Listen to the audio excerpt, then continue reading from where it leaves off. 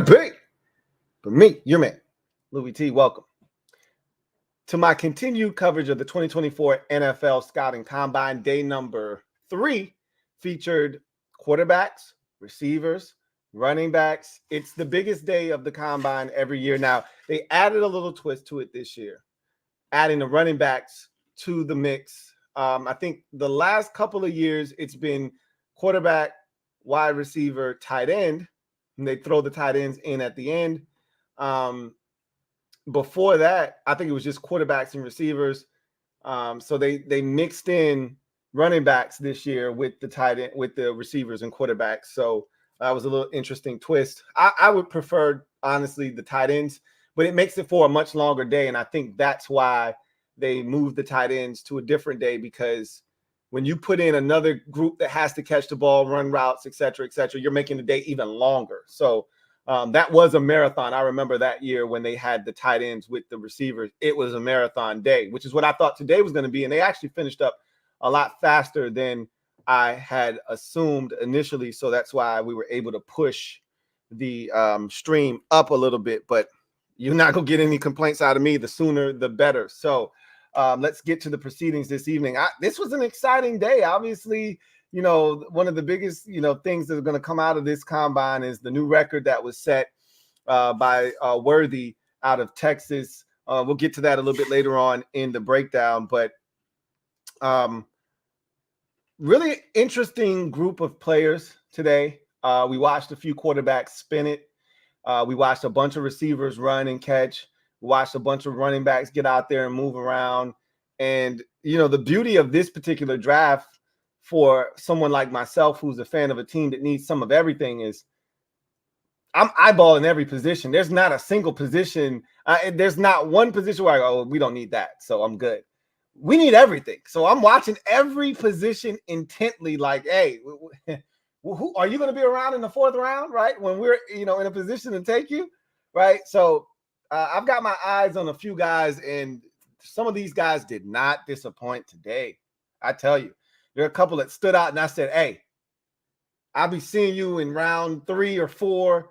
Hopefully you still be there when I'm ready, when my team is on the board, and hopefully you'll become a member of our football team. But anyway, let's start with Group 7. They kicked off the day, running backs, and talk about what they were able to get done. And some of the guys, I highlighted quite a bit today. There were a lot of guys that stood out, a lot of guys that even if they didn't necessarily stand out, whether they were good or they were bad, I want to talk about them, even if it's in a brief scenario. I do want to mention them. So the number for the running backs, 448. DJ gave us the number, the top 10 running backs in the league a season ago. 448 was the speed that you were looking to attain if you were a running back.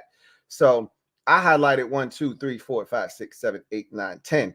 10 different guys out of this group. Now, again, not always was it for a good reason, but I highlighted. So we'll get to the honorable mentions. And honorable mention isn't always a good thing, right? In this case, I'm a Notre Dame Fighting Irish fan, so obviously my eyes are always peeled for notable players that come from Notre Dame. At the running back position, we all know about Audric Estime.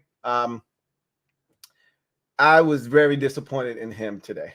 Very disappointed in Audric Estime.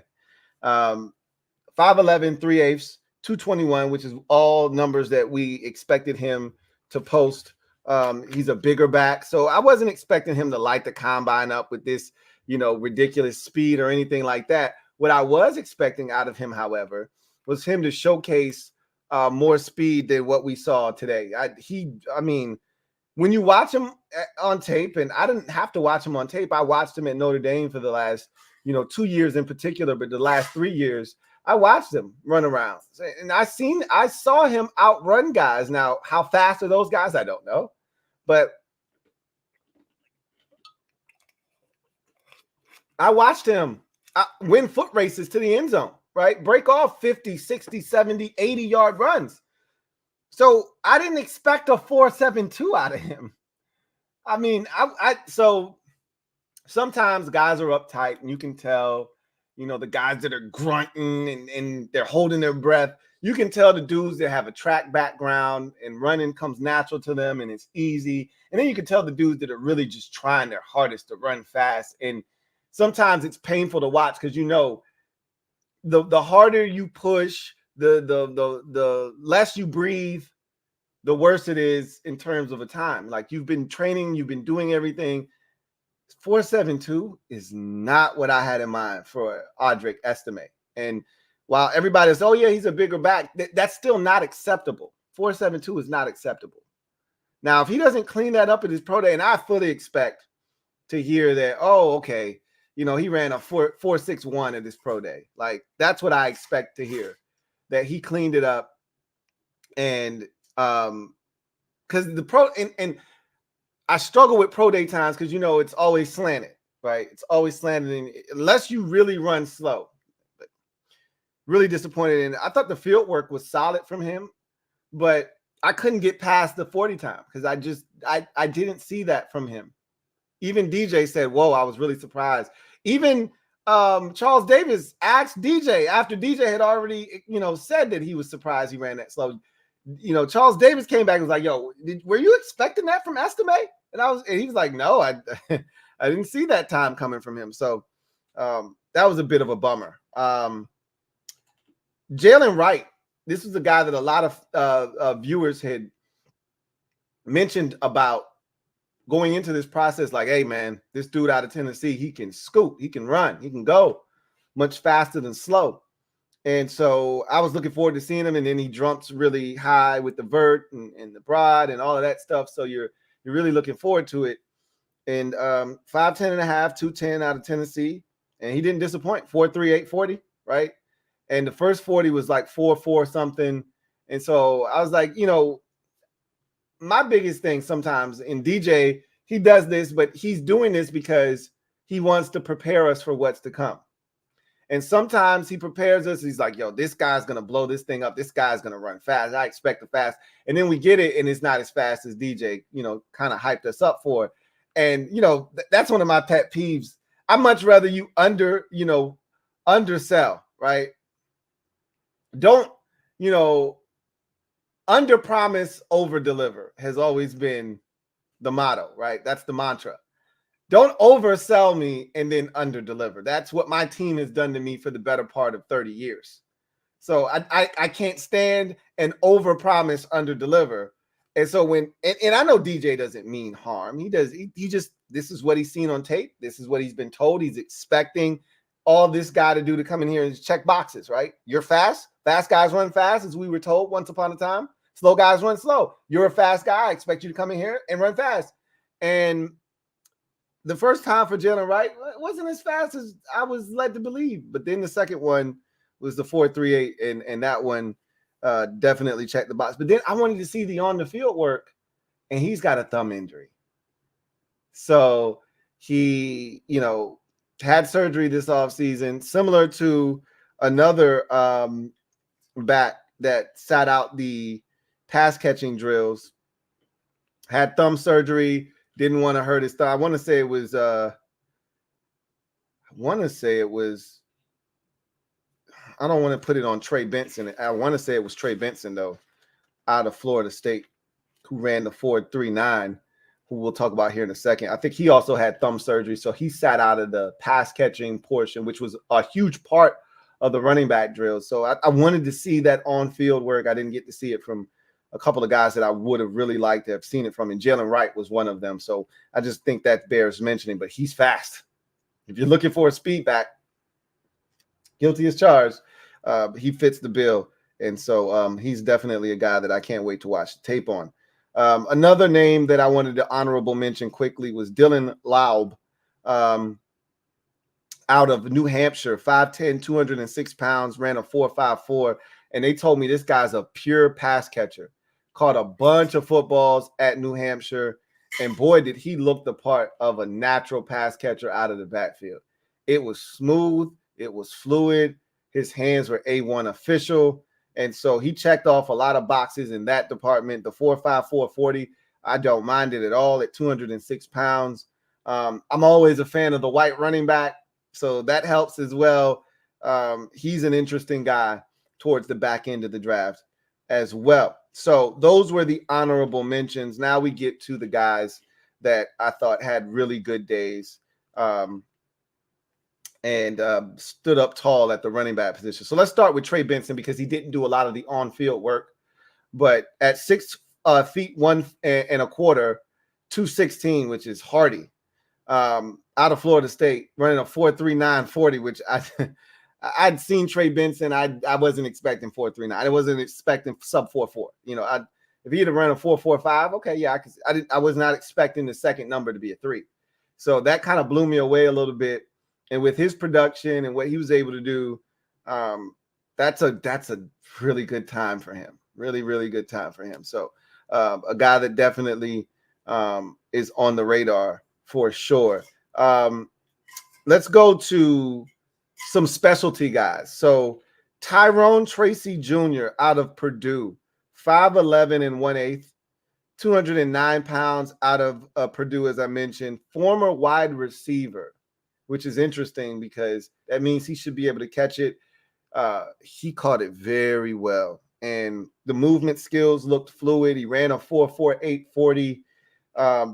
He piqued my interest. I'm actually really interested in what his tape looks like.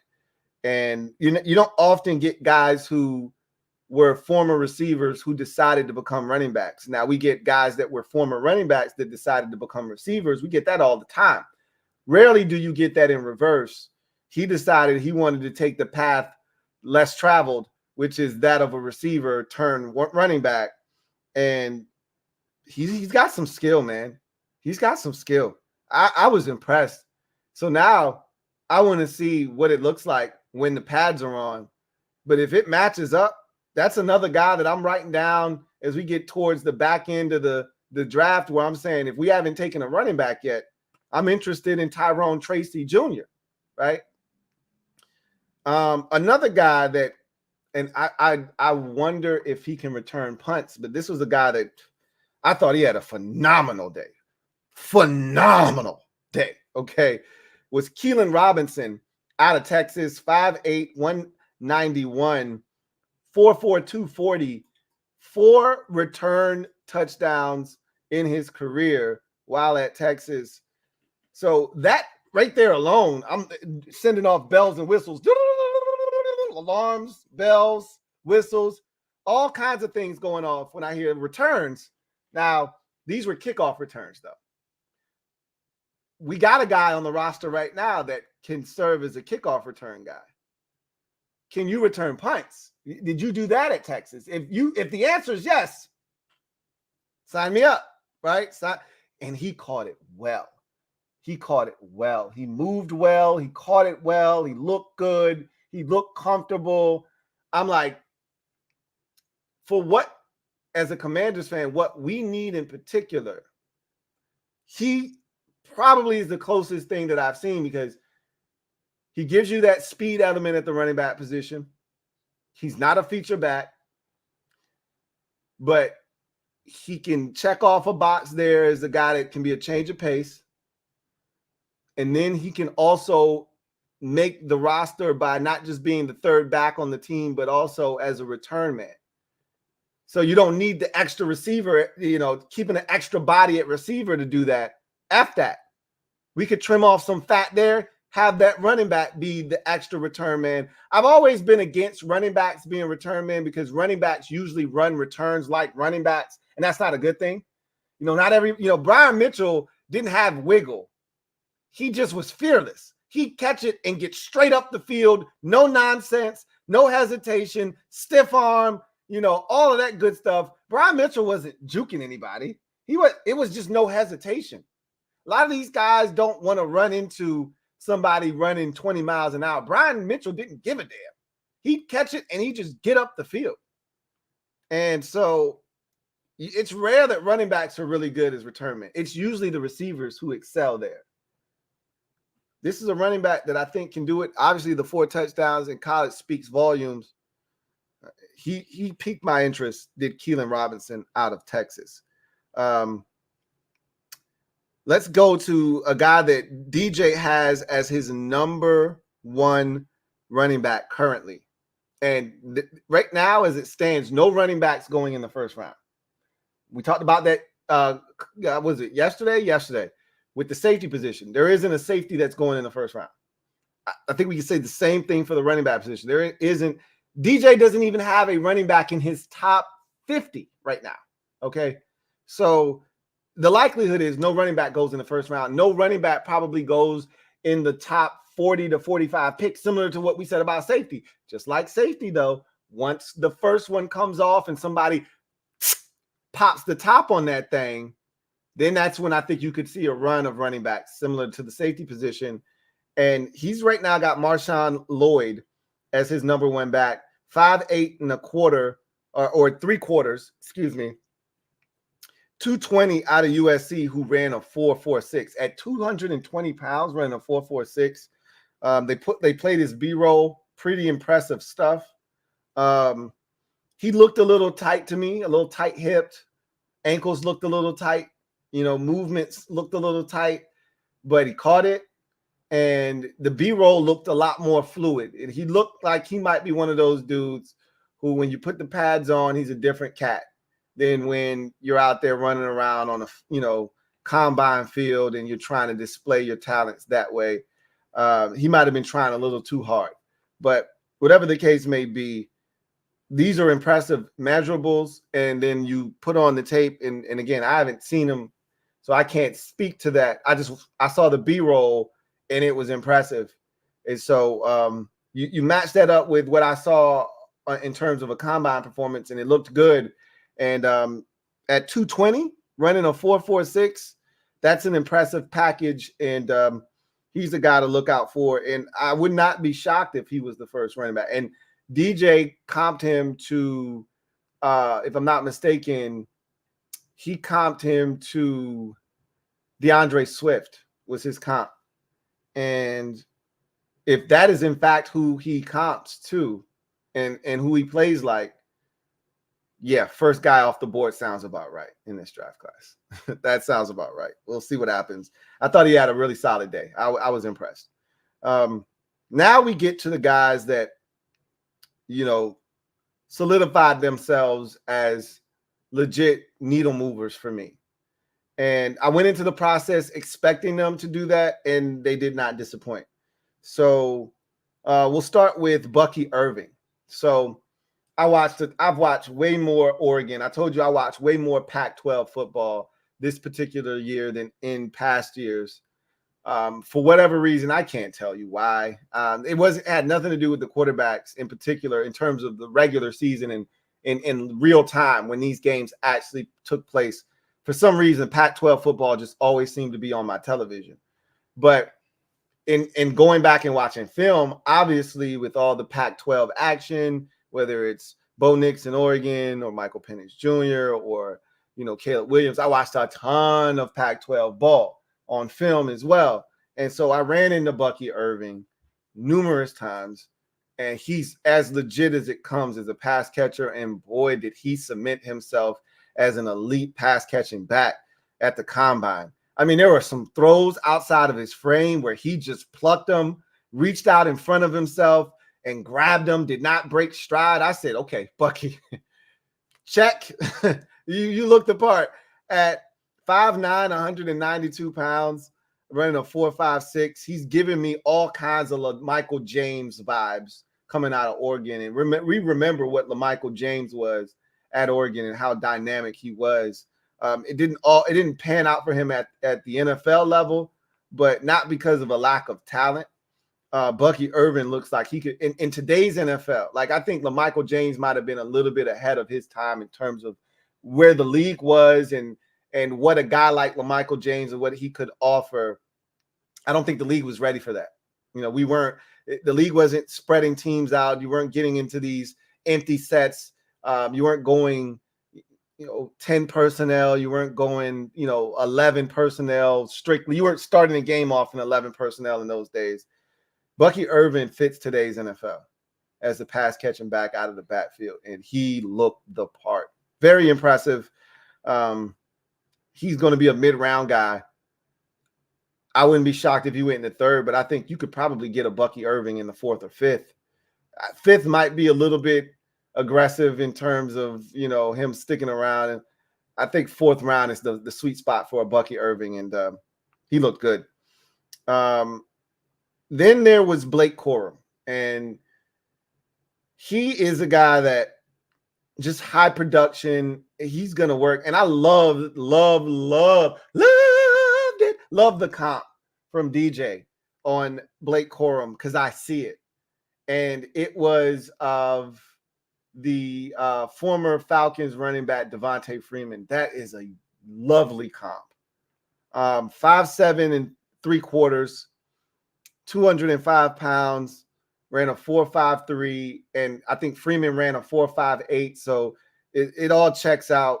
Corum was smooth, silky smooth throughout the day. Movement skills off the chart. Caught the football. We knew he would. He did everything to give himself a chance to be the first running back taken in this year's draft. The only thing he didn't do was blow up the speed from a speed element. But I don't know if anybody that watched Blake Corum thought he had game-changing speed. I didn't. I thought he could crack 4.49, but I didn't think he was 4.44 or 4.42 or anything like that. Had he done that, he would have blown my mind, because I watched him at Michigan, and somebody would always be on the verge of catching him. He might break it for a touchdown, but somebody had that last dive at his ankle that shouldn't have. If he was truly fast, he would have just ran away from everybody, and he never did. Or that last guy would catch up to him and grab him by the nameplate, but it'd be too late. He'd be crossing the end zone, so you let him go at that point. But he's one of those dudes that when he's running for the end zone, he's got to look back and then start veering off towards the pylon to try to run away from you as you're trying to catch him, because he can't just run straight because he's not fast enough. That's how I always viewed him. So the 4.53, that made me know, never mind. I expected that. Everything else checked out. He looked good. He's going to be a damn good NFL running back too, because the quickness, the agility, the ability to make guys miss, BYOB, be your own blocker. He's got all of that in spades. He has a nose for the end zone. He can catch it out of the backfield, which he displayed today. I got no doubts that if you draft Blake Corum, you're getting yourself an A1 running back that's going to come in and have an impact immediately on your football team. And then the guy that stole the show for me,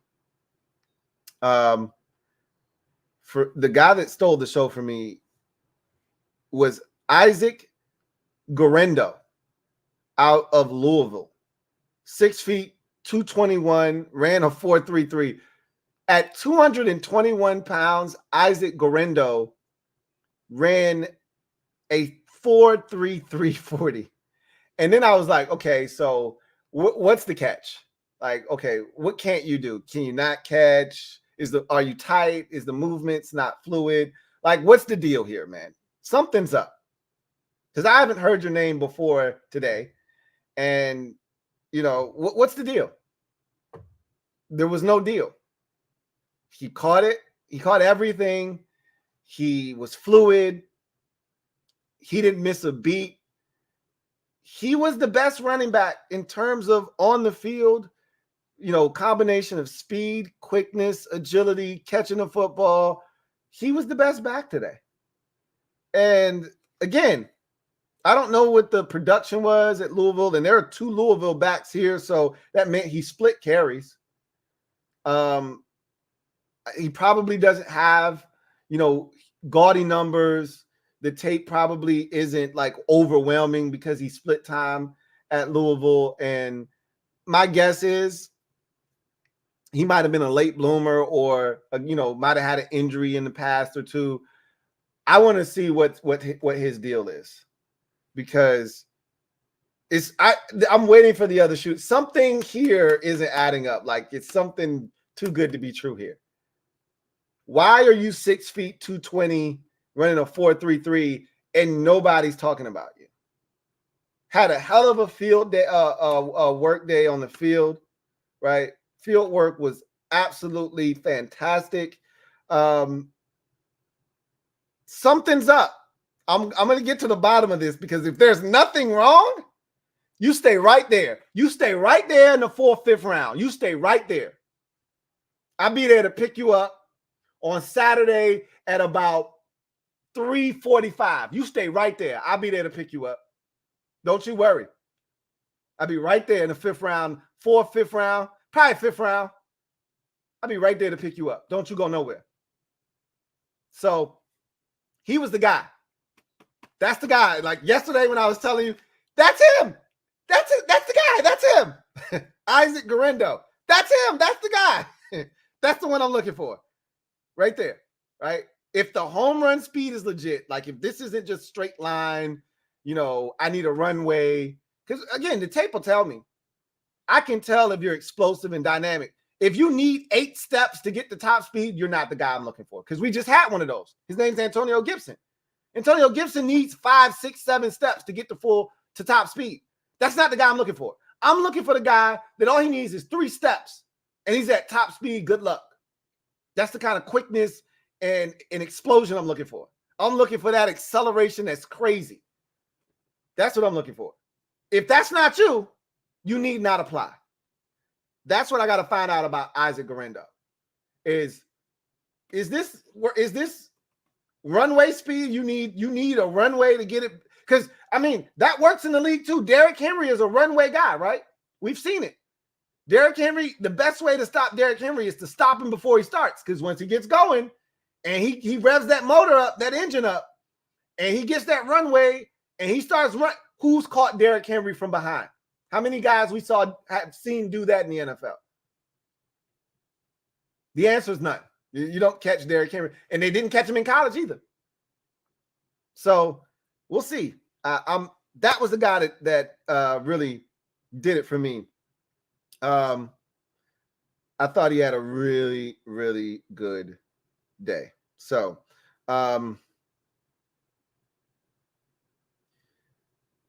one more guy that I want to mention is Ray Davis. They talked about his story about being homeless and you know, growing up in foster care and all of that stuff.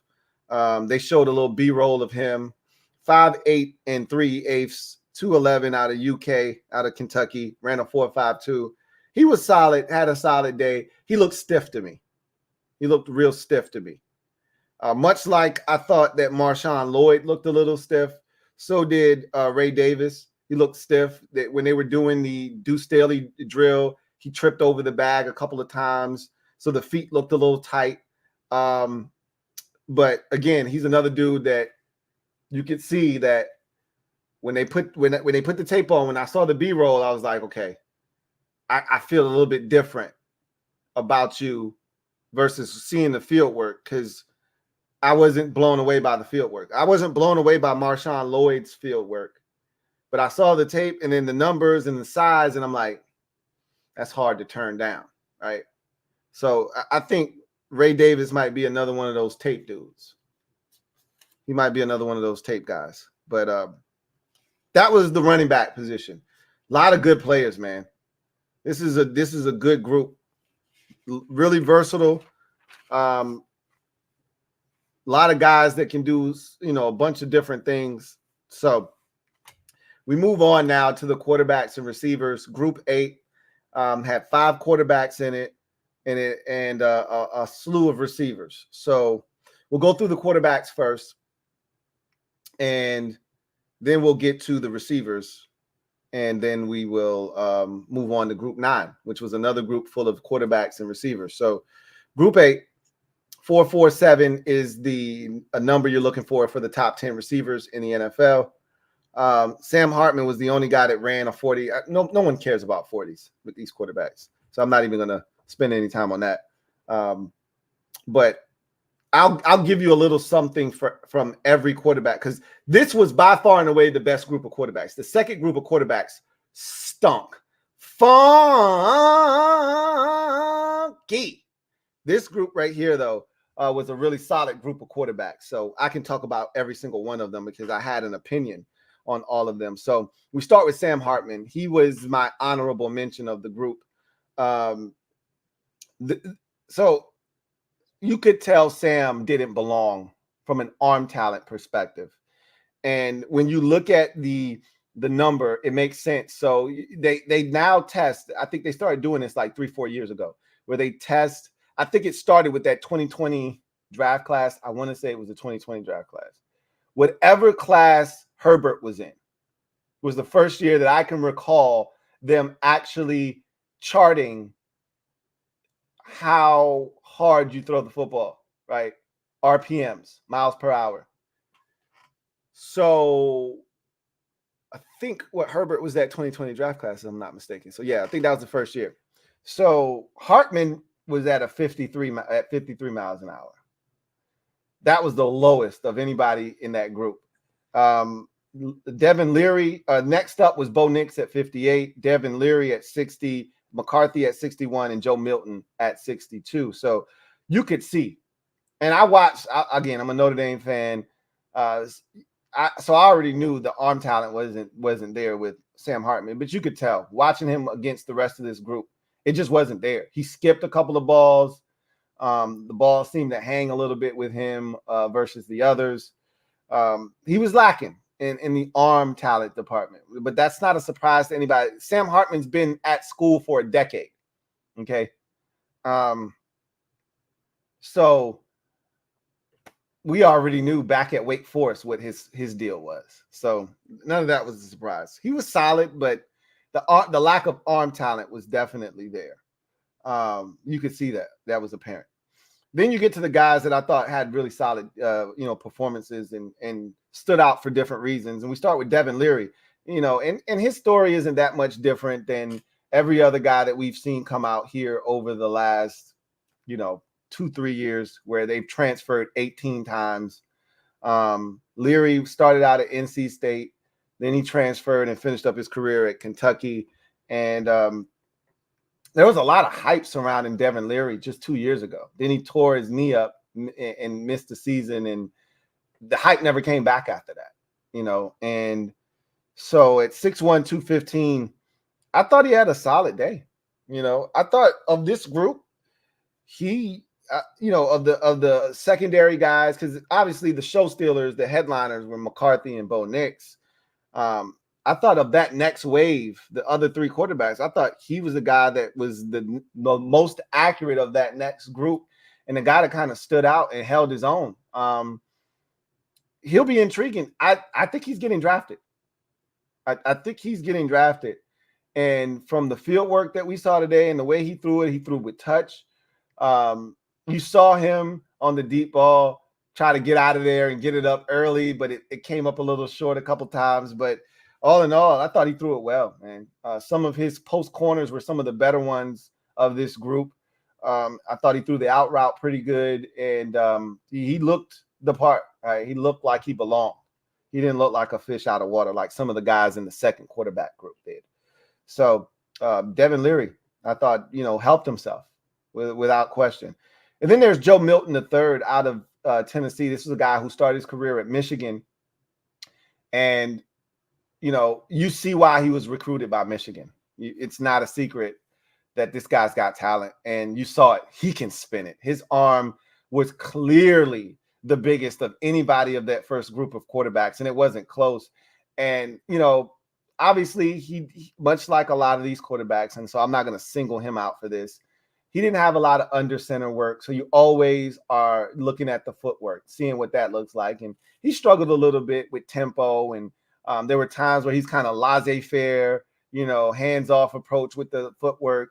Then there were times where a little lackadaisical, kind of getting out of there slow. And so the ball would get there. And then he'd try to make up for it with his arm talent. But it's not, you want to time up your footwork with the receiver's route and get rid of the football. That's what the timing and rhythm is all about. And you can tell there's still work. And again, these aren't your receivers. Nobody cares about that kind of stuff. I just want to see what your footwork looks like. Then there were times where when he threw the deep ball, he stayed under center for it was almost like on a delay. Like he's hit and he just stood there for an additional 2 seconds. And then he dropped back. And I'm like, bro, what are we doing right now? I get it. You got a big arm, but seriously, that's how we're going to play it, right? You can get to the top of your drop and then take an extra hitch. You don't got to stay under center for 2 seconds. He was making a point, though, but his arm was big. He let it go and he slung it. And I actually thought that one could have been caught, too, if the receiver had, been able to get under it. I thought that was actually a good ball. He's got a big arm. 6'5", 235, Joe Milton. There's a reason why he was highly sought after coming out of high school. And So again, another guy that I think is going to be drafted. He's going to be a hard one to pass up on late in the draft because 6'5", 235 with some athleticism and that kind of arm. There's a place for a guy like that in the NFL. And I thought he spun it today. Now we get to the guys that were at the top of the food chain with this, quarterback group and really the day. JJ McCarthy and Bo Nix. We'll start with Bo Nix, 6'2", 214 out of Oregon. So I thought of the quarterback group, I thought he spun it the best, the most consistent, I will say. I think McCarthy had more pop on his ball, which the 61 in terms of the miles per hour, which was second only to Joe Milton, made sense because McCarthy had zip on it. But Nix, I thought, was the most accurate. He showcased the most touch. I think his balls were where they needed to be more often than any of the other quarterbacks that were throwing in this particular group, and really the entire day. If we were to put the other group of quarterbacks in here as well, I thought Bo Nix looked the most competent out of the quarterbacks that threw it today. And so it's going to be interesting to see what ultimately happens with that fourth quarterback, because that's what we're really talking about here. We know who the first three are going to be. We don't know the exact order they will come off the board in, but we know who the first three quarterbacks are going to be.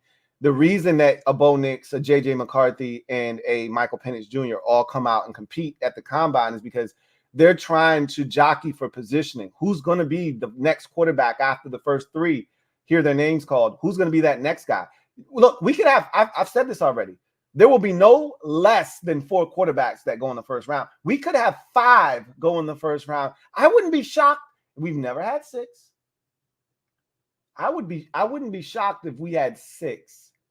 I think we're gonna talk ourselves into, we're gonna have 5 quarterbacks go in the top 15 picks, and then I don't think that's gonna happen, right? But I think we can talk ourselves into that.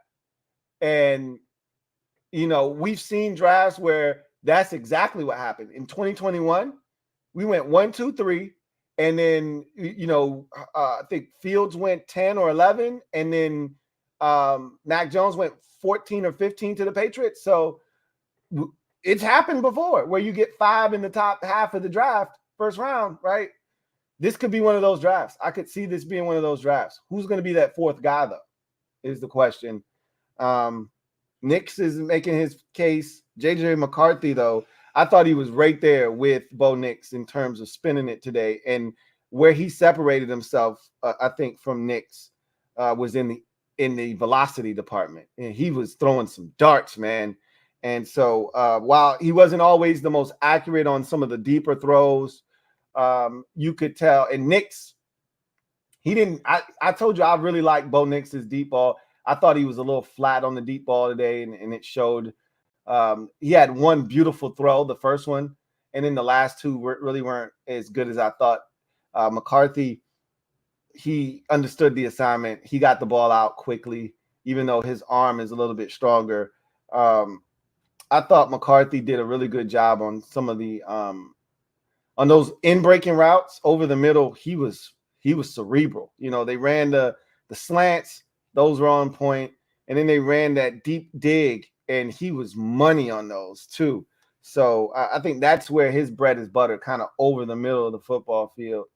I thought McCarthy looked good as well. So now you get to the receivers in that same group of 8. And I'm going to start with some of the guys that I thought were honorable mentions. And we start with Keon Coleman, who I was very disappointed in. I thought he had a rough go of it today. And this is a guy that a lot of people were trying to convince me of, hey, this guy could be a fringe first rounder, early second. And he still may be. I don't want to put too much stock into the combine, but he had a tough go of it today. He didn't catch it well. He was one of those guys, along with Adonai Mitchell, especially Adonai, but he was one of those guys that consistently had to do reps over because either he didn't catch it or it didn't go well. And then let's start out first by saying 6'3 and a quarter, 213. So we knew the size. We knew he was a big receiver coming from Michigan State, transferred over to Florida State, had an immediate impact in the very first game of the season against LSU. We all saw it and we was like, okay, this kid's for real. But did anybody see 4.62 coming? I didn't. I didn't think he was going to blaze the 40. I didn't think he was going to run a 4.4, 5, right? But I thought he was going to run like a 4.51, 4.52. I thought he was going to run somewhere in the, the low 4.5s. I didn't expect a 4.62, right? That was similar to Estime. That was a shock to the senses. Like, whoa, wait a minute. That's not what I saw on tape. I knew you weren't a blazer, but I thought you were faster than that. And ultimately, he may clean it up at his pro day. I fully expect to see Florida State pro day and, he improved his time, et cetera, et cetera. But he had a rough go of it today, man. This was not a great showing by Keon Coleman at all. Another guy that I thought struggled today was Adonai Mitchell. Man, it was a rough go of it for Adonai. I think more balls that were targeted to him hit the ground than hit his hands. And some of it wasn't his fault. Some of them were just errant throws. Others were just drops, flat out drops by Adonai Mitchell. A lot of times he didn't stay in bounds when he tried to catch the ball. And you could tell, you can always look at a guy and tell when he's in his own head. He was definitely in his own head. He was trying to make up for, okay, I didn't catch the last one. I got to catch this one. And you could tell he was. And if you've ever done anything competitive, you can get in your head. It's not hard. When one thing goes wrong, it can snowball quickly if you're not able to then move on to the next thing and kind of wipe the slate clean. If you just keep thinking about what just happened, they always tell you don't let one loss turn into two, right? Don't let that same opponent beat you twice. You could tell that last rep was still weighing on him and it got into his head and it affected him on the next rep. And it just snowballed. It was a rough day, man. It was hard to watch at times for him. He had to go over. I don't think I've ever seen a receiver have to go, like everybody goes through the drill. And then you know how if you messed up on your rep or, you didn't catch it and you want to catch it, you got to go to the back of the line and they'll do an extra rep for you. I don't think I've ever seen a guy have to do extra reps more than Adonai Mitchell. And then the extra rep would not go well. And then they would give him another shot, and then he wouldn't catch it. And they'd be like, bro, we got to go to the next drill. Sorry. Right. I watched 2 drills in particular where he went twice after everybody. He went 3 times, and it still didn't go well. It was a rough go of it. It was tough. It was tough for Adonai. Troy Franklin out of Oregon didn't have a rough day. It wasn't a great day, but he's another honorable mention at 6'2", 176 out of Oregon, ran a 4.41. We knew he was going to fly. We knew he could run. The question for me was he going to be as skinny as he looked on tape? Because I watched Bo Nix, so of course I ran into Troy Franklin a ton. Yeah, he's a small guy. He can run, but he looks leggy, right? So everything looks segmented with him. It didn't look fluid and smooth like I was hoping it would. He looked a bit leggy and choppy, but he can run. We can't deny that. He can run. So he'll be interesting. I don't think this changes his draft stock. He's still a late first, early second round receiver, and I think that's ultimately where he will go. So now we get to the guys that I thought had really good on the field work today, in addition to the way they ran the 40. Let's start with some lesser known guys that I was introduced to today watching the combine. Let's start with Southeast Missouri wide receiver Ryan Flournoy, 6 feet and 3/4, 202 pounds, ran a Moses Malone 4.44. I thought he looked good, man. I was impressed with how he plucked the ball out of the air. I thought he looked polished. He looked like he belonged. He looked like he belonged. This clearly was not too big of a stage for him. He made some tough catches. There was, some of these balls were not put where you would ideally like them to be put. And he went up, climbed the ladder. The footwork was nice, getting his feet down in bounds, things of that nature. I I was constantly finding myself checking who's number 7? Oh, Ryan Flournoy again. Okay, damn, that's another good catch. Like I constantly kept checking my notes to see who is this guy making this catch, and it constantly was Ryan Flournoy. So I thought he showed well, and again, another one of these guys. Hear his name late day 3, but could have an impact for a team. We will see. Another guy that I had no idea who he was going into this thing, but he definitely caught my attention was Jaquan Jackson out of Tulane, 5'9" and 1/8, 188 pounds, ran a 4.42. But that's not the story with him. He made the toughest catches of the day. Like his catches were all over the place, low, high, away from his frame. And I kept having to go back. Who was 12? Damn, that's another good catch. And then by the time we got to the end, I knew who 12 was because I had already referred to my notes so many different times that I saw it was Jaquan Jackson, and really impressive. And at that size, I'm thinking he's going to be a slot. He looks the part. Quick, fast, good hands, looks reliable. Can't wait to watch him on tape. I had watched a little bit of Michael Pratt, Tulane quarterback. So I probably ran into Jaquan Jackson and didn't even know who I was watching. But now I'll be watching intently to see exactly who Jaquan Jackson is on that Tulane roster, because he looked good today at the combine. Speaking of smaller guys that are probably going to be in the slot if they are playing at the receiver position, Jacob Cowing out of Arizona. He was one of the show stealers for me. He almost was a needle mover. If not for my guy, they could have been co-needle movers and the biggest risers. Jacob Cowing was ridiculous today. 5'8" and 3/8, 168 pounds. So not a big guy, obviously, but ran a 4.38, and he's quick and he's fast, but the hands were ridiculous. And he caught almost everything, and he made it look easy. He was the one on that deep ball that Joe Milton III threw about 75 yards that he didn't catch. He was this close to catching it. He can fly, and he caught the ball really well today. I was super impressed with Jacob Cowing. Really, really thought he showed well today. Another guy so now we get to the guy. Oh, Bub Means. Let me get to him because I didn't know him really either. 6'1", 212 out of Pitt, ran a 4.43. I thought Bub means business. I thought Bub meant some business today, man. Bub Means looked good throughout the day, man. A little bit taller receiver, but did a really good job with body control. I thought I saw his ability to contort his body, go up, get the football, reach behind him. The gauntlet wasn't easy. I thought he had to reach behind him. Same thing with Jermaine Burton. A couple of balls were a little bit behind him on the gauntlet drill. He reached back and caught it, no problems. And so I thought Bub Means had a really solid day as well. Jermaine Burton, speaking of which, we know him from Alabama, 6 feet and a quarter, 196, ran a 4.46 40. I was impressed with Jermaine, and I liked him at Alabama.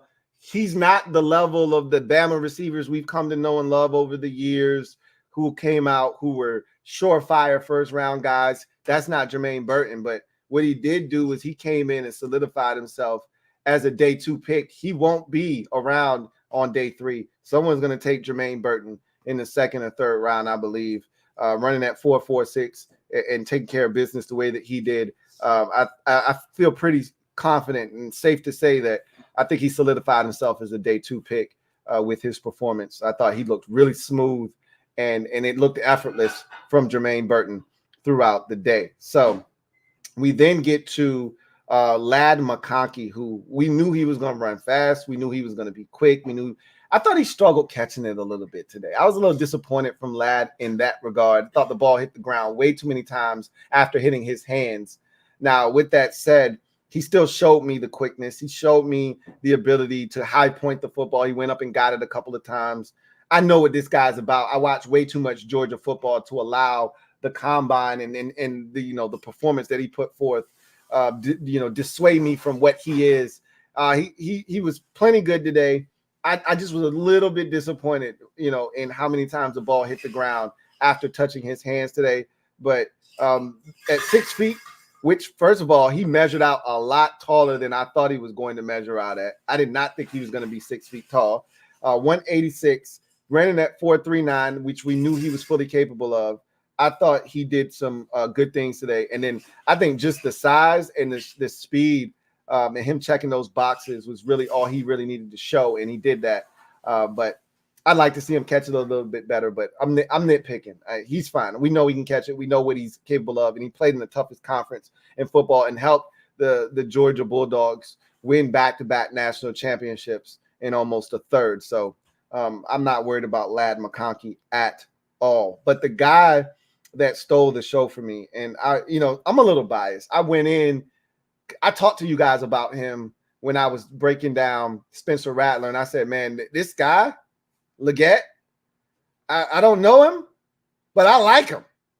And just like I said yesterday about the tight end from Penn State, I like you.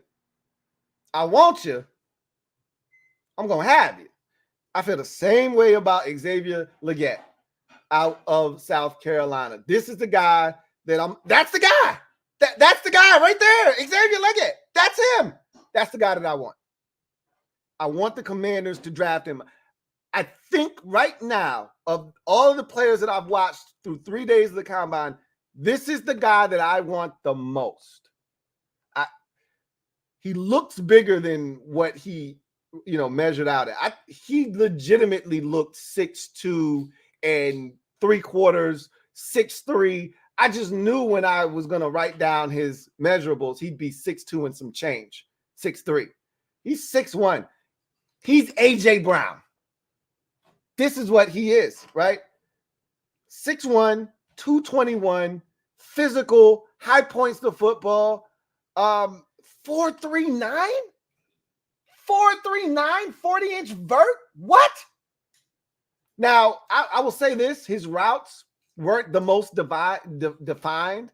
A.J. Brown doesn't run crisp routes, okay? He's big, he's physical, and he's fast. And this guy's faster, way faster. 1/10 of a second faster than A.J. Brown, okay?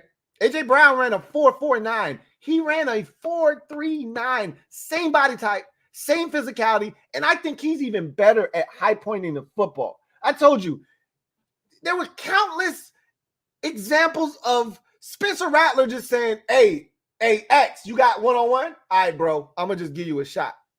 And he'd go up, climb the ladder, and he did it today. A couple of times where he went up, snatched the ball out of the air. Man, I'm telling you right now, this is the guy. That's the guy. That's him, right? And he'll be there. He'll be there. Unless somebody walked away feeling the same way that I did, he'll be there in the 4th round. He'll be there day 3. There's so many receivers. This is such a deep class. He should be there. And I want him. I want my Commanders to take him. We need him. And I don't expect Curtis Samuel to be back. I think we're going to lose him in free agency. And I'm fine with that. I've moved on mentally in my mind. We need a bigger receiver, though. A guy with a frame that can go up and get. We need one of these dudes. He's right here. He's right here. Go get him. I want him. Xavier Legette. I did not think he was that fast.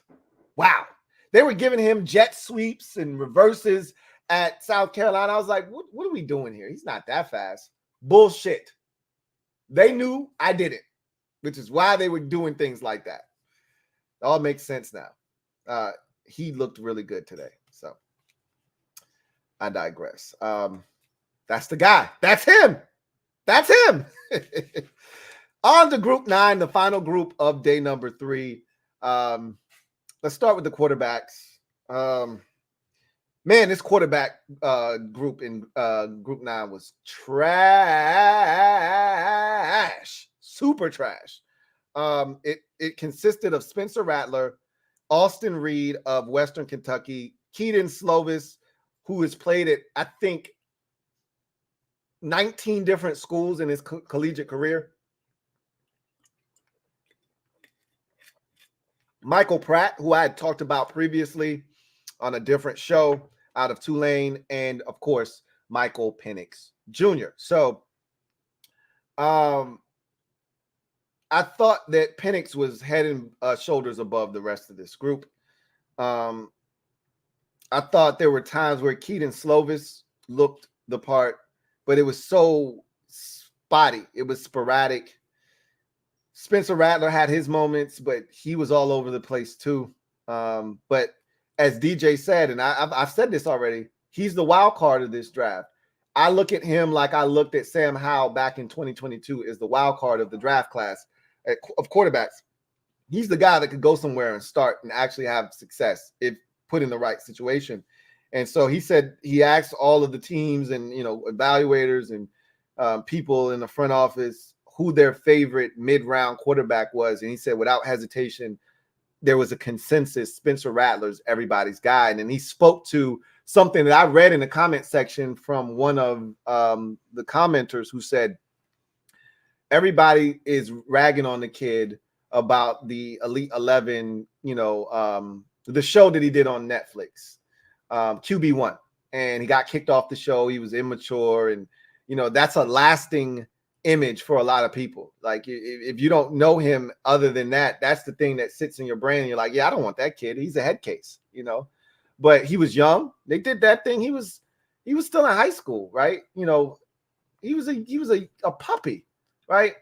So he caught a bad rap, but he's grown and he's matured. And DJ talked about him going to that South Carolina program. Obviously, he got beat out at Oklahoma by Caleb Williams, so he transferred over to South Carolina, and it was bad, man. They didn't have a lot of talent. The offensive line was in constant flux, and he didn't complain. He could have transferred again. He had another year eligibility. He could have been like a lot of these dudes, went to his 19th school in 6 years, and nobody would have blinked in the environment that we're in right now. And he stuck it through. He stayed there. He battled. And I think a lot of people appreciate that. And they see the growth and they see how far he's come, and they saw what he dealt with at South Carolina. And they respect him more because of it. But I thought he had a rough go of it today. Now, I did like the footwork. I thought his footwork was really good. And, there were times where you go, okay, that's it right there, right? Bottle that up and rinse and repeat and do that again. But Michael Penix Jr. was the main star of the show here. And, boy, he threw some dimes at times. And then there were some times where you go, whoa, Mike, what was that, bro? Right? All in all, he looked the part. He looked the part. And I'm telling you, it sounds like the medical has checked out for him. And if that is in fact the case, it's going to be tough to not draft him in the first round. I feel like him and Bo Nix in particular are two guys that I think if you put them in the right situation, come in and help you right away. Jaden Daniels is probably another one too, where, and not to say that Drake May can't, Caleb Williams can't, because those guys are going to play right away as well. Those guys are playing immediately too. But, it wouldn't shock me if Michael Penix Jr. is on a playoff team next year, or Bo Nix is on a playoff team next year. Or hell, even J.J. McCarthy doesn't have the amount of starts, the experience, etc. But he's a game manager. He's not going to turn it over. He's not going to put you in bad spots. I wouldn't doubt that he could be on a playoff team. But, Penix is interesting, man. He's really interesting. But, Austin Reed and Pratt, boy, they were all over the place. They were funky. So this was a really rough quarterback group, to say the least. But you get to the receivers, and I thought this was the better group of receivers. This was a strong group of receivers, man. And when you think about the depth, the overall deep crop of receivers, the talent that this position has, and I think this is the deepest position in the entire draft, you see why with this particular group 9 of receivers, you get all different types of sizes and talents and skill sets. I mean, you go from Johnny Wilson at 6'6" to, Roman Wilson at 5'10", and you got all kinds of sizes in between there. This was a shit. One of my favorite dudes is 5'8.5" out of this group. So let's just get to this group of receivers because they showed well. Let's start with Xavier Worthy because he stole the show. Obviously, that's going to be the thing that's got most people talking. And he comes in first 40. First of all, 5'11" and a quarter, 165 out of Texas. I remember Xavier Worthy, like maybe 3 years ago. Notre Dame played Texas. I think we had a home and home with them. I think. And we played them to start out the season. I remember Xavier Worthy digging in our ass. Pause. I mean, he kicked our ass in that game. And that stuck with me. Just fast as shit. He killed us on the deep ball, so it makes sense now. And seeing him run the first 40 and he runs a 4.25, and I'm like, shit. And you can tell, like, I've watched enough combines to know when somebody is moving, right? When they get out, like you can tell when somebody has a rough start, and you can tell when somebody gets out of the blocks cleanly, and you can tell when somebody's got that next gear, and you can see they moving. And he got out clean and he was moving. I'm like, yo, he got a shot, bro. And because they were so fixated on Rome Odunze, they were so fixated on Brian Thomas Jr. and then Roman Wilson. And that was the crazy part, was Roman Wilson went right before him. They were so fixated on Roman Wilson. Nobody was talking about how fast Xavier Worthy was going to be. And so, you know, what's crazy is Roman Wilson ran fast. Brian Thomas Jr. ran fast. But they got overshadowed because Xavier Worthy ran a 4.25 and he blazed, and he was, and you knew it was fast when you were watching it. And you know, I'm thinking he's done. Like, he's not running again, right? And so he goes over to, you know, a bunch of dudes. They dap him up and all that stuff. They show him the video, and they like, yo, bro, take them cleats off. You done. Like, it's over, right? You're not running again. Like, one of these receivers ran a, who was it? I want to say it was in the first group. One of these dudes blazed that joint and he was done. It might have been a running back. I think it was Trey Benson. Yeah, Trey Benson ran that 4.39. He was like, bro, I'm done. I got what I came for. I'm done, right? Normally, when you blaze it the first time, I don't need to do that shit again. But he was so close to the record. But what we didn't know, what we later found out, is he came on a mission. He came specifically to break the combine record. He had no intentions of running any routes, doing any field work. He came with the specific intent to break this record. And look, you say what you want, but breaking this record at the combine, this shit means something. I watched John Ross go from a second-round pick to a top 10 very first receiver off the board because he ran a 4.22. And John Ross wasn't that dude at Washington, okay? We knew he was fast, but he did not have the production. He wasn't that guy, and he went first to Cincinnati in the draft because of that speed. So we know what running fast. Byron Jones lit the combine up, jumped out of the gym, still holds the record for the longest broad jump in combine history at 12.3.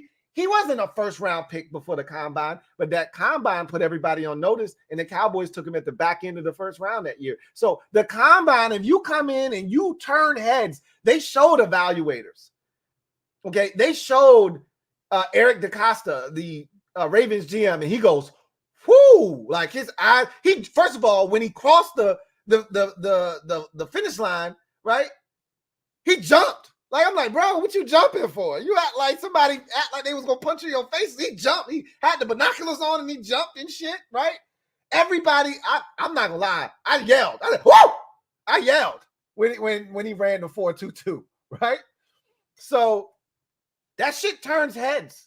People take notice when you run that fast because you can't teach that. Everybody's looking for a Tyreek Hill. Everybody's looking for one of those dudes who just is different. That looks different. Xavier Worthy and his 4.2, that shit's different, bro. And so he did nothing else, but he shook up the combine. We'll see what that does for, his stock and what, is that going to force people to go back, watch the tape to see? And DJ said there were some drop issues earlier in his career. He's got better with that. So we'll see where he ends up, but he'll definitely be somebody that people will be targeting, like charting as to where he is. Somebody's going to take him because that kind of speed you can't teach, right?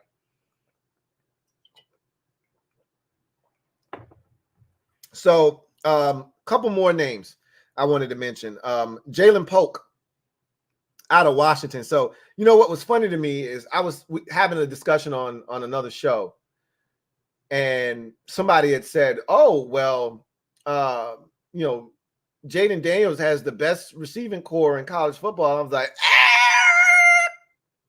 let me stop you right there. That's not accurate if you ask me. The best receiving core in college football resided in Washington with Michael Penix Jr. And they got 3 guys at the combine, do the Huskies. And Polk is really good. I don't think he gets enough credit, kind of overshadowed by, the 2 teammates. And obviously Rome Odunze is a different dude, and Jalen McMillan was fantastic as well. So it was easy to not keep up with Jalen Polk, but Polk was just as dominant and a big part of why they were so successful, went undefeated in the regular season and into the playoffs and made it to the national championship game. He was spectacular this season. So I wanted to mention him at 6'1", 3/8", 203 pounds, ran a 4.52. I think he might actually have faster game speed than that. I thought he had a solid day catching the football, and I thought he was a guy that, again, it's such a deep draft class. It's easy to miss a guy like Jalen Polk. Easy for him to be overshadowed. Speaking of overshadow, Brian Thomas Jr., I don't think he's going to be overshadowed. He's going to probably go in the first round, but I thought he had a rough go of it today. So 6'3", 209 out of LSU. Obviously, he's the other guy with Malik Neighbors, and he ran a 4.33. And look, that's moving, man. That was the second fastest receiver time I think we saw all day. Obviously, Xavier Worthy's 4.21 shattered the combine, and so nobody else was talking about anything. But this dude ran a 4. Yeah, Adonai Mitchell ran a 4.34, so he was moving, obviously. But Brian Thomas Jr., we knew he was fast. We knew Adonai Mitchell was fast. We knew the Troy Franklin from Oregon was fast. We knew Roman Wilson was going to run fast, but to still go out at 6'3", 209, and run a 4.33, that's stupid. That's dumb. And so I just wanted to make that abundantly clear. He's a problem, but he had a problem catching the ball today for whatever reason. I can't explain it, but that's not what I've seen on tape. That's not what I've watched him do at LSU.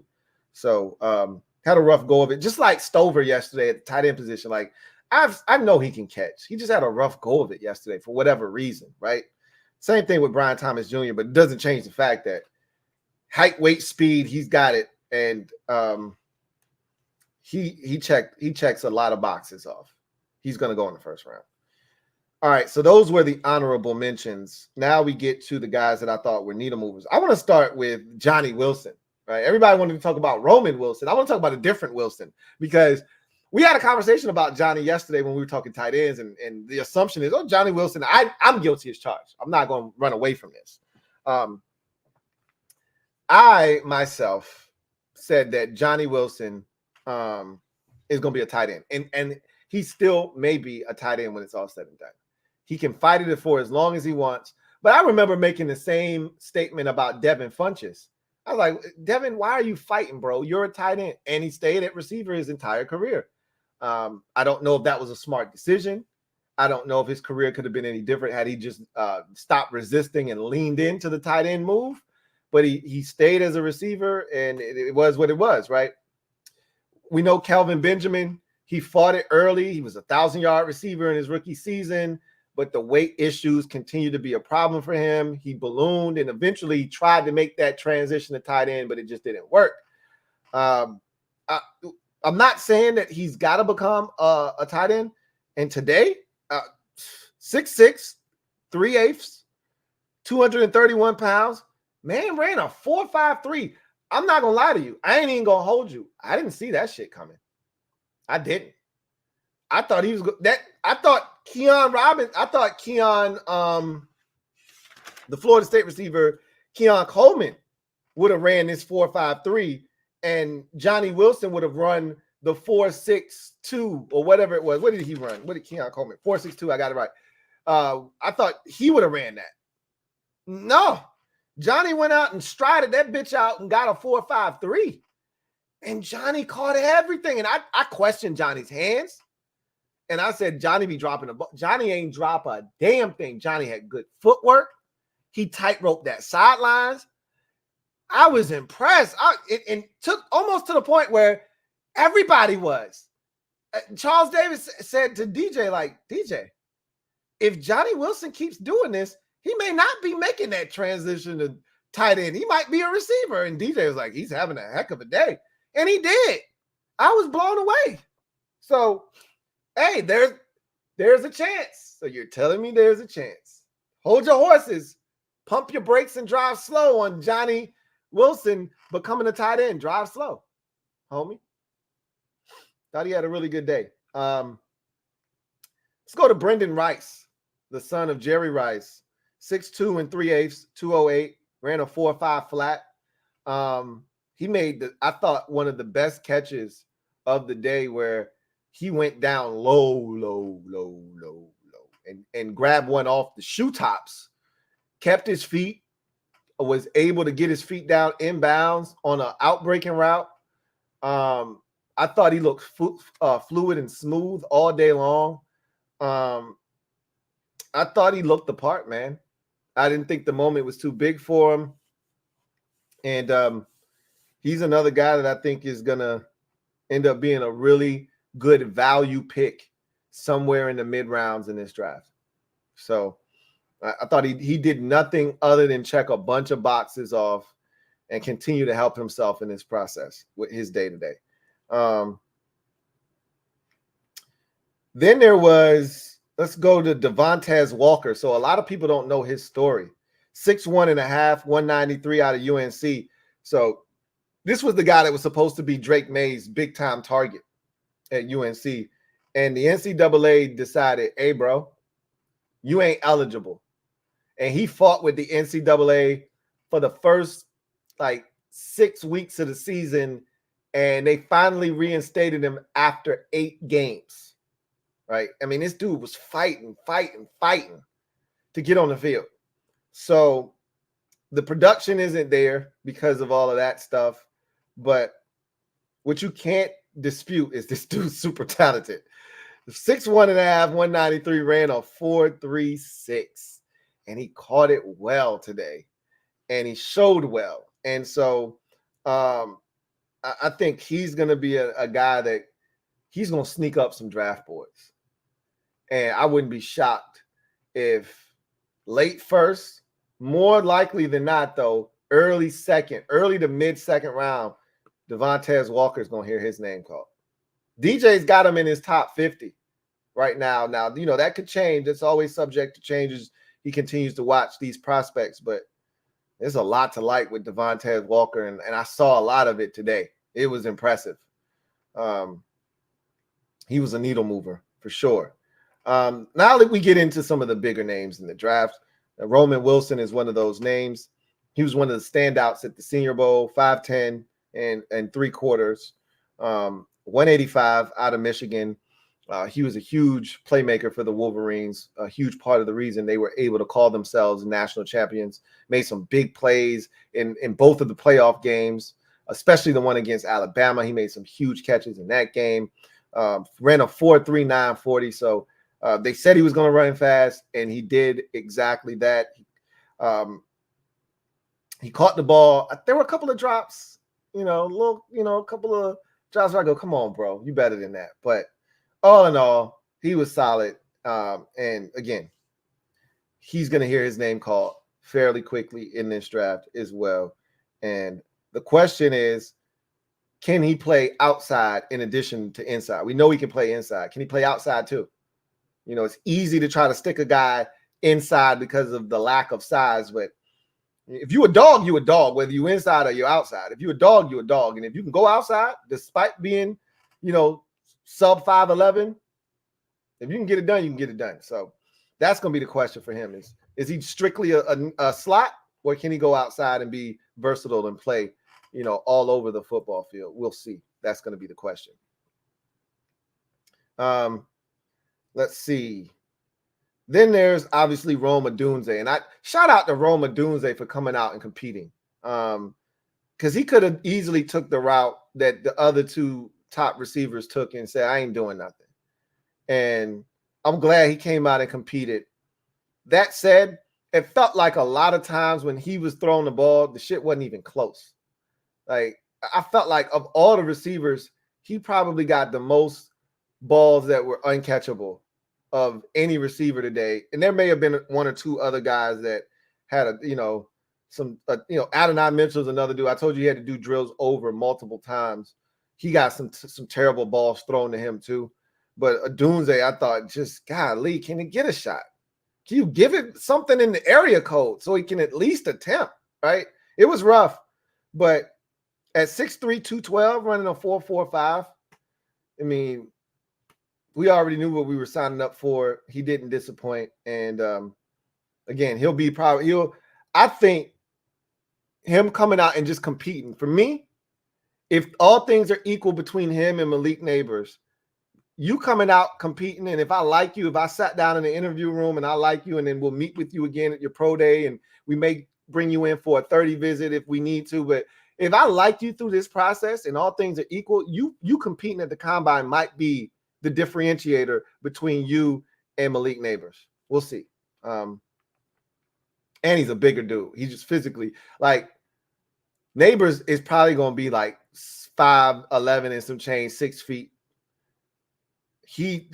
Rome Odunze is 6'3", 212. He's a man. So really thought that he solidified himself as a top 3 receiver. Can he be that second receiver to hear his name called? Will be the question. Then you get to the 2 needle movers for me out of this group, and the 2 guys that I thought were the biggest winners and the guys that saw their stock elevate. We'll start with Ricky Pearsall out of Florida. 6'1", 189, ran a 4.41. Boy, he looks smooth. Golly, Ricky Pearsall looks smooth.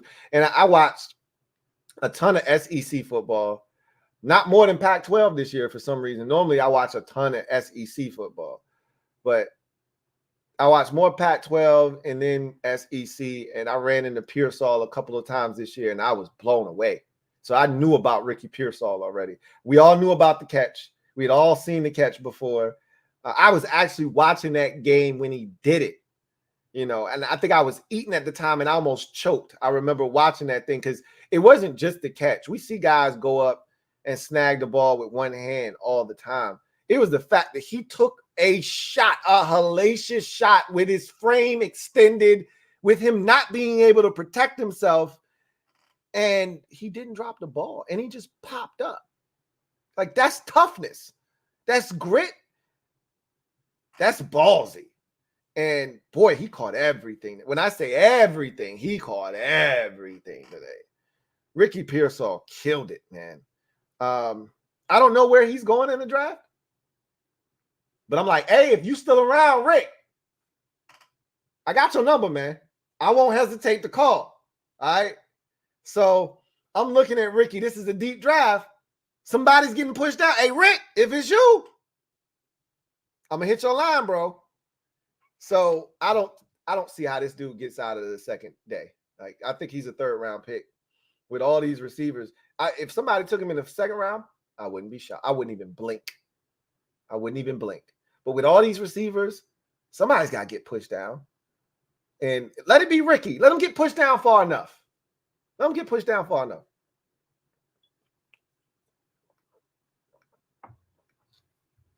Thought he killed it today. And his co-captain in crime today in terms of needle movers, and a guy that I had no idea who this dude was. I knew Ricky Pearsall beforehand. I did not know this guy. Fell in love with his game immediately. It was so instantaneous. I went and watched a little cut up of him afterwards. I've never done that before. I was like, man, sort of like how I felt about the running back, Isaac. What's his last name?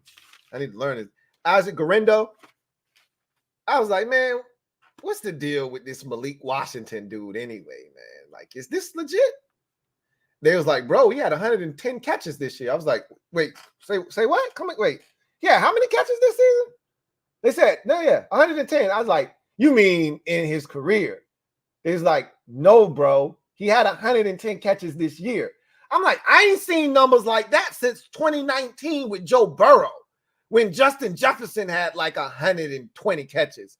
Dudes don't do that in college football. 110 catches? And they was like, yeah, he's a slot machine. And then you see 5'8.5", 191. He's sturdy. He's sturdy, right? Yeah, he's shorter, but he's 191. He's sturdy, right? And then they said, hey, don't let the 5'8.5" fool you, because he's sticking to you, right? And they say, hey, this dude is tough as nails. When you catch 110 balls, pause, trust me, you got to be a sturdy dude, and you working inside, you gonna get hit. I was like, then I went and watched the little B-rolls. I watched a couple of little cut-ups, and I was like, shit, sign me up for some Malik Washington. Well, why don't you? So ran a 4.47 to go with all of that stuff that I'm talking about. Quick as all get out, right? In and out. Ba-da-da. Caught everything. And when I say everything, I mean everything. Ran the shit out of the gauntlet. There were a couple of dudes who just worked the gauntlet. Let me find them. Let me find the dudes who killed the gauntlet. There were a couple of dudes who were just, they weren't playing with the gauntlet. Let me see if I can pick them out. Malik Washington was one of them. It might have been the last group, the first group that ran through the gauntlet pretty good. Lad McConkey ran the gauntlet. He did drop the last ball, though. He ran it pretty good. Obviously, Roma Dunze ran it really well. I thought it was one dude that was hauling ass through the damn gauntlet, though, and ain't dropped shit. I can't find his name, though. I'm lost on him. But, nah. Malik Washington, he opened my eyes today. And that's what the Combine is about for me. It's discovering dudes that I would have never thought about otherwise. I walked away saying, hey, I can't wait to watch this dude. He was that good today. The numbers blew me away, 110 catches. They talked about his toughness. They talked about him working the slot. And then you see the movement skills. You see the ability to catch the football. You see the speed, the 4.47. And I'm just like, I'm sold. You got me. All right. Let me see the tape. That's it. That's the only thing left. And it's 110 catches, bro. It's UVA. I don't know who the quarterback is, but I remember, this is my guess, Brennan Armstrong, because there was somebody in the community, in the family, that kept talking about Brennan Armstrong for like the last 2 years. Hey, we need to get the quarterback for UVA, Brennan Armstrong. That's the only reason I know his name. Malik Washington, folks. I ain't going to tell you again. Okay? Malik Washington. Him and Ricky Pearsall were the two best receivers in group number 9, if you ask me. But Roma Dunze is the leader of the group. So, anyway, that was day number 3 of the Combine. And it was a lot of fun. We saw a record broken. We saw some guys competing out there. We saw a lot of athleticism. We saw a lot of talent. Let's get to, you guys said it was Keon Coleman. That's who it was. He had a disappointing day, but he killed that damn gauntlet. He flew through that thing, did Keon Coleman. Tommy T, stand up, You are the newest member of the MOBB. Shout out to Tommy T and the mob. Y'all know what to do. Show Tommy T some love. Open your arms wide and show Tommy T what it's like to be a member of the squad. Welcome to the MOBB, Tommy T. B-Rad, thank you for the super chat. Greatly appreciate you. My guy, B-Rad writes, my boy and I were at the combine today. Oh, wow. How was that? Because it looked live. Normally it'd be dead. You know, you hear a couple of sparse cheers. Rich Eisen said today was the most people he's ever seen at the combine. And I think it's only going to continue to grow in popularity. I think you're going to get to a point where it's going to be almost filled at you know, however many people they decide to let in. You're going to start to see this thing really fill up, man. People enjoy this event. I still don't know how, you know, but there are a lot of people. I mean, if you family, of course, you can come support your sibling, you know, your son, your cousin, you know, whomever, right? But it's I don't know how you sit there for 6 hours watching people run around like in person. Again, I do it because I love it, but also because it's my job. But to go there, I ain't got nothing else to do this Saturday. I'm gonna just take the kids. We're gonna go to the combine in Indy. Like, that's crazy to me. But he said, and we agree with your assessment on Dylan Laub, even though he looked 40 solid time. Yo, Dylan looked like he was about 47 years old. I ain't gonna hold you on that. You ain't lying. Dylan looked like he was somebody's uncle, right? But hey, that dude, he can play some ball, man. And they told me he can catch it, and boy, could he ever. I saw a couple of catches where I said, okay, yeah, you built for this. This is what you do. You know, you definitely catch the rock. He's going to carve out a niche for himself. I hope you enjoyed yourself at the combine. Hope you enjoyed yourself. Video channel. Thank you for the super chat. Greatly appreciate you. Thank you for being a member of the MOBB, who writes, Lou, I need AD Mitchell on this roster. I'm willing to move a second and get another pick to get him. It's too many receivers in this draft for me to be salivating over one dude in particular. It's too many guys that I feel like you can get. It's just too deep of a draft to be that fixated on one receiver where you're willing to give up draft capital for him. Adonai Mitchell is a stud. He played at Georgia, transferred over to Texas. I talked about the catch. It's funny that I talked about it yesterday or might have been 2 days ago, whenever. I talked about that catch he had against Washington, in the playoff game, the semifinal game, and how it reminded me of Jordan going up and the defender going up and then coming down on the elevator and Jordan still going up. That's how it was on that touchdown catch. Adonai Mitchell jumped way too soon. He's still up there. It's like he was levitating, Holmes, just in the air waiting for the ball, plucked it. The defender is already on the ground now, right? He went up, came back down. Adonai is still up there levitating, and he caught that touchdown pass. And so he's a different dude. Adonai Mitchell's a different cat, but I'm not willing to give up draft capital to go get him. Not when there's guys like Xavier Legette in this draft. Not when there's guys like Malik Washington, Ricky Pearsall. It's just too much talent in this draft. And no, everybody's skill set is different. Not everybody's, the same size, all that stuff. But Adonai is nice, but I'm good, bro. It's too many dudes in this draft to be giving up draft capital. That's my opinion. You've got yours. I've got mine. And so I get it. You really like Adonai Mitchell, and that's cool, right? That's cool. Navy Ramjet, thank you for the super chat. Greatly appreciate you. Thank you for being a member of the MOBB. My guy Navy Ramjet writes, Lou, good evening, fine sir. Likewise, man. What's going on with you, Navy Ramjet? Says, I feel outside of QB, we will hang out our hats on this draft on tomorrow's guys, the O-line. And the linebackers. A weapon like Johnny Wilson would be nice. We are small at receiver. Red zone. Liked Ray Davis, too. That's the running back out of Kentucky. Ray Davis had a solid day. I thought he looked a little tight for me, for my liking. But DJ liked him a lot. DJ talked about him, showed the B-roll clip. I was impressed with the B-roll from Ray Davis, and he might end up being a really good running back in this league. I don't doubt that. He was solid today. As far as Johnny Wilson is concerned, I haven't been a Johnny Wilson fan. I've watched his career, a lot of it at Florida State, but he was really impressive today. I can't even deny it. You know, I wanted to be like, nah, he a tight end. He looked like he could play receiver today. Now, again, we'll see what happens.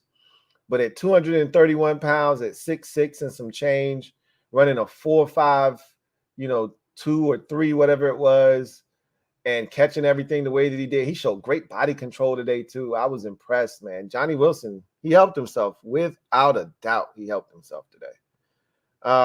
Navy Ramjet, thank you for the super chat. Greatly appreciate you.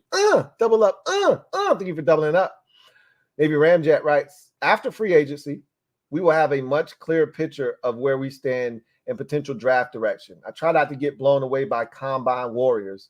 That is how you whiff. Adam will be measured, in my opinion. And you're right about that. Let us do that. Let us be blown away by the guys that blow up the combine. The production and the tape is what should speak to you. And I've always said that it should be a cross-reference. Remember, I do it in reverse. I don't recommend that anybody do it the way that I do it, okay? A lot of times, my first exposure to these guys is the combine, and then I go back and watch the tape. It should be the other way around. You should have already done your homework, and now you're looking for that guy to validate what you watched on tape. So I used to do it that way, right? I used to be so fixated with the draft that I would watch all of this tape going into the draft, and then I would be looking for the combine to solidify what I thought or to change my mind. But now I just got so much going on that it's hard for me to get to the draft until the draft is almost here. So I do it in reverse. But of course, the tape is where it's at. The combine is cool, but the tape is where it's at. That's where you should be determining whether a guy is here or there on your board. And then the combine, you use that for the medical, for the interview and all of that stuff. And that helps you determine if we really like this guy and we want to pursue him further, or the road stops here, right? So you're right about free agency. And I try to warn people about that every year. It falls on deaf ears, though, a lot of times, because that's why you see people making 87 mock drafts prior to free agencies. To me, it's an exercise in futility, because the free agency crop is what's going to determine what your actual needs are heading into the draft. If you're New England and you go out and get Baker Mayfield, and I talked about this on the podcast the other day, you go out and get Baker Mayfield, there's a rumor that's circulating that the Patriots really like Baker Mayfield. Now, again, how much validity do we put into that? How much stock do we put in that? We'll see. But if they go out and get Baker Mayfield, that means they're now open for business at 3. They're not getting Baker Mayfield in free agency and then turn around and drafting Drake May or Jaden Daniels. They're going to allow somebody else to come and get that pick. They're going to pick up a ton of draft capital. They're going to move back, and somebody else is going to come up and get Jaden Daniels or Drake May. And so free agency is going to determine largely what the needs are heading, or how dire, because the needs may not necessarily change as much as how badly do we need an edge rusher? How badly do we need a tackle, right? You go out in free agency, you get a tackle. You go out in free agency, you get an edge rusher. You don't necessarily need one as bad now. Maybe something else gets pushed up that you can maybe draft in the second round with your first or second pick versus needing that initially, right? So those are the types of things that people kind of miss with free agency. I like the fact that free agency, most sports, the draft comes first, and then you supplement your roster with free agency after the draft. I actually like in the NFL that you go free agency first, and then that allows you to see exactly what you need in the draft. It can go either way, but I actually prefer it this way, right? Let me go in free agency, get what I need to get, and then have the draft be my safety net of sorts. Like, okay, I know I didn't get what I wanted in free agency, so now let me attack it in the draft, right? So, Door Gunner, thank you for the super chat. Greatly appreciate you. Thank you for being a member of the MOBB, right? Who writes, that receiver from Texas has my speed, Lou. LOL. Yeah, right.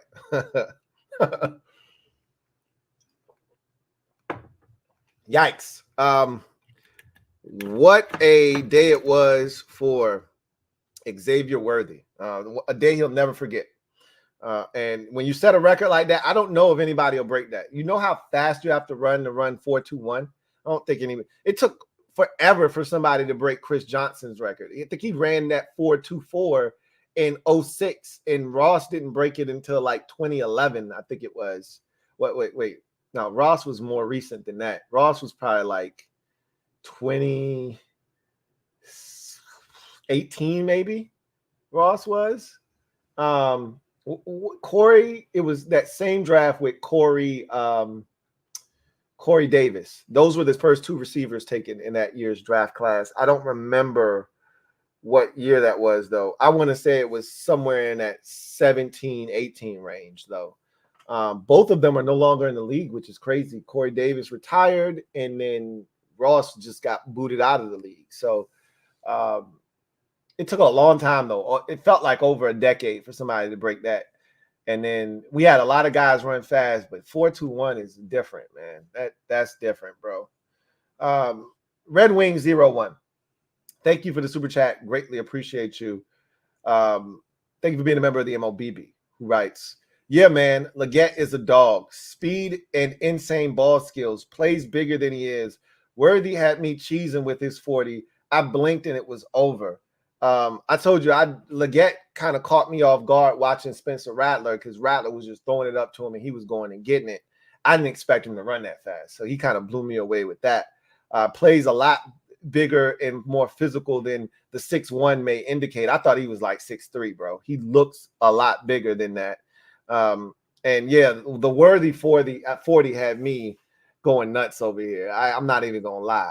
I got excited. That's, it's always fun when something like that happens at the combine, because you're sitting there, you're watching for hours, and you want something like that to happen. You want to be able to say, hey, I watched that happen. It gives you, it makes you feel good about spending 5 hours watching the combine. I saw a guy break the 40, record or whatever, not that it matters, but why not, right? Ron M, thank you for the super chat. Greatly appreciate you. My guy, Ron M, writes, Lou, I'm worried that we are going to trade down from 2. He said, I'm worried we're going to trade down from 2. And honestly, if we do, I'm 99% done rooting for this dog crap team. Here we go. 30 years of the same BS. I'd rather go root for Baltimore.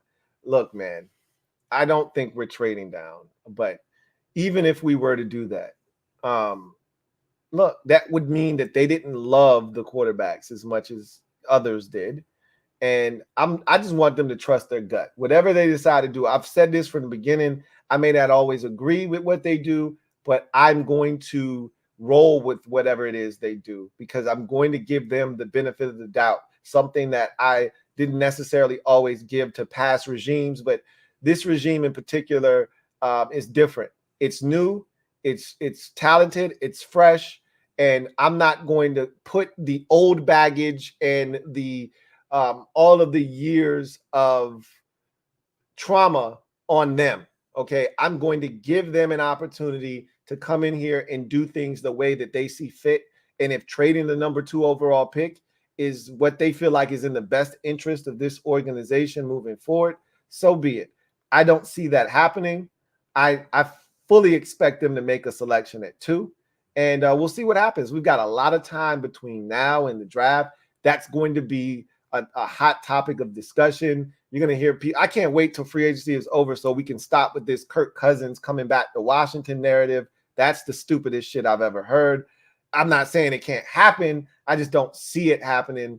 And I want to be focused on the draft, right? I don't see us going out here and getting a veteran quarterback. Although it wouldn't shock me, if they did something like that, because that would help you fast track your way to respectability. But I'm not looking to cut corners. And Josh Harris said the same thing. You think it's a coincidence he's sitting in on these meetings at the combine? No, because he wants to know what kind of a quarterback we're potentially looking to draft. That's why he sit in on all of these meetings. I thought they had some interesting conversations about some of these quarterbacks. And I said this, I'm a little biased, and Rich Eisen's a little biased, and Daniel Jeremiah's a little biased, and Rich admitted that. I've admitted that. But, I don't understand some of the tactics that some of these players, and, a lot of it is their agents, them doing what their agents are telling them to do. But, in the case of a Jaden Daniels, that's kind of who he was talking about. Some of these guys left and went home. Like Jaden Daniels, he did the interviews and then he left. He didn't stick around, right? Caleb Williams stuck around. Drake May stuck around.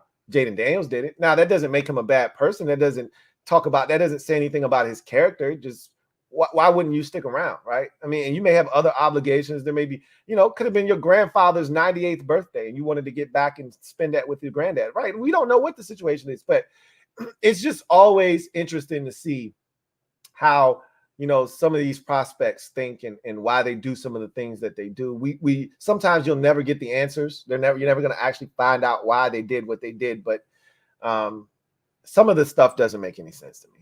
I don't get it. But I don't think you're going to have to worry about jumping ship because I don't think they're trading a pick. But if they do, my rebuttal to you is, if you've put up with it for 30 years, you're willing to just throw in the towel now when things have a chance to actually improve. You dealt with Dan Snyder for 30 years and you're willing to jump ship now? Now, like, you had plenty of opportunities to quit the team and go to Baltimore. You want to quit now? That psychologically, that doesn't make a ton of sense to me. You've been beat up for a long time, and now for the first time in 25 years, there's actually light at the end of the tunnel, and you'd be willing to quit now? That's crazy to me, Ron, but I've always said this. We're one of the most abused fan bases in the league over the last 25 years, and any decision that a fan decides to make for their mental health and for, for their fandom, I can't really argue with it. Even if I don't agree with it, I'm not going to argue with you because everybody deals with it differently. We've been through a lot. There's no ifs, ands, or buts about it. Christopher McLaughlin, my guy Chris, thank you for the super chat. Greatly appreciate you. Thank you for being a member of the MOBB, and as always, thank you for your generosity. I can't thank you enough. My guy Chris writes, "Hey Lou, hope all is well with you and the family. Likewise, Chris, as always, hope you and the fam are doing fantastic. Can't thank you enough. Everything's good on this end. Congrats on to LeBron on 40K points. I knew he was 9 away. Obviously, he was going to knock that off whenever the Lakers had another game. I'm assuming that game was tonight. So, congrats to the King. 2 questions. 1, who would you like the team to draft or select as a change of pace running back? And 2, what are your thoughts on drafting Patrick Paul in the 2nd round as left tackle, or who would you select and why? I have no idea what I want in the 2nd round at tackle. I haven't gotten that far in my evaluation yet. We'll see a lot of those guys tomorrow, though. And so that'll be an introduction for some, not all of them. I've gotten through about 4 or 5 tackles already in the process. But I obviously Patrick Paul isn't 4 or 5 in the process. So I'll be better equipped to tell you from an athletic profile standpoint who I liked. And then again, the tape is going to actually, be the end all be all, as it always should be with these prospects. As someone brought up earlier, and I think it was Navy Ramjet, you don't want to get too high or too low. I remember Allen Robinson, who was at the combine, coincidentally enough today, had an awful combine. I remember it like it was yesterday. He was terrible. Joe Hayden had an awful combine. He went and cleaned it up at his pro day, and they turned out to be 2 fantastic pros. You don't want to overhype the importance of the combine. You use it as a tool. I'm not telling you to ignore it, but you use it as a tool. And I'm looking forward to seeing these offensive tackles in particular, because I think, free agency provides us an opportunity to improve interior wise. We've got a center already on the roster. And so I'm not as concerned about the interior positions as I am the tackle position. So I'm really going to be fixated on the tackles in particular tomorrow as we look at the offensive line and see how those guys are moving around and what they bring to the table. So I'll be really interested to see how those guys. So I can't talk about Patrick Paul because I don't know right now. And I can't tell you who I want us to take at the tackle position, or who I think will actually be there, because, you know, tackle is one of those positions that gets pushed up the board, as I always talk about. And this year is going to be no different. You're going to see those tackles flying off the board. Every year, teams need tackles. And when we're talking about 4 or 5 teams potentially drafting quarterbacks in the first round, when we're talking about 40-year-old Aaron Rodgers being your quarterback, teams are looking to protect 40-year-old Aaron Rodgers. Teams are looking to protect their newly christened quarterback. Teams like Carolina are looking to protect a guy like Bryce Young, right? Got to get him some talent, but you also got to get him some protection. He was under siege last season. So who knows, right, what's going to happen, and how many tackles will come off the board before we get a chance to select in the second round. But I'll be on the lookout tomorrow. As far as the other question is, who would I like to see this team draft as a change of pace back? I gave you some names today. The guy right now that I've got homework to do on is Isaac Guerendo, who I said was my favorite player today from Group 7, 6 feet, 221, out of Louisville, ran a 4.33, excuse me. So he blazed the combine. But there were other guys that ran really fast. Trey Benson out of Florida State ran really fast. Got some work to do there. Jalen Wright was a really popular name from a lot of people out of Tennessee. Don't sleep on Bucky Irving. He didn't run super fast, but he's very quick and he's got elite hands. So he ran a 4.56. But I think this Keelan Robinson guy is one that I got my eye on too, out of Texas, 5'8", 191, ran a 4.42, and he's got 4 career returns for touchdowns. So that's an added benefit for a team that doesn't currently have a guy that can hurt you in the returns game. Adding a guy like Keelan Robinson may be able to kill 2 birds with 1 stone. So those are just a few of the names that I have listed right now. But, you know, some other guys could emerge throughout the process. And so I wouldn't sleep on some of these other guys that I thought did a solid job today. But all in all, was day number 3, and what a fun day it was. We wrap up the combine coverage tomorrow with the offensive line. And as I've said throughout the coverage from days 1, 2, and 3, we need everything. So I've been like, this is the first year where I went in like, man, normally I'm like, well, we don't need one of those. So I'm not as invested. I've been invested in every single positional group because we need everything.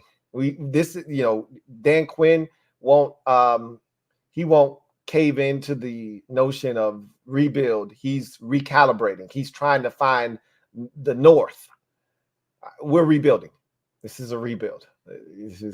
We need everything. And in most instances, we need 2 or 3 of certain items. So I'll be looking tomorrow in particular, because obviously we need two tackles as of right now. Free agency may put us in a position where we only need 1, but as of right now, we need 2 tackles. Just like defensive end, we need 2 of those.